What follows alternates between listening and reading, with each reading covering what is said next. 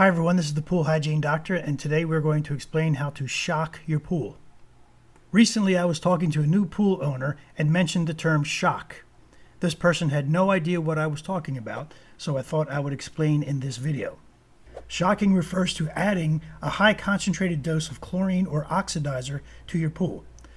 This can be done as part of your regular pool maintenance routine, or when the pool has heavy use or spots of algae.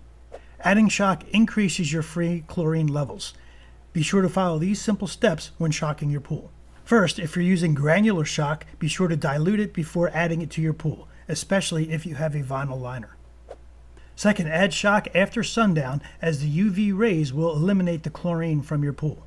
And finally, balance your pool chemicals, as shocking may alter your pre-existing pH and alkalinity levels. If you found this information helpful and would like to keep your pool healthy, then drown the like button and subscribe. Don't forget to hit the notification bell so you don't miss any further content. Thanks for listening to the Pool Hygiene Doctor, and I'll see you at the pool.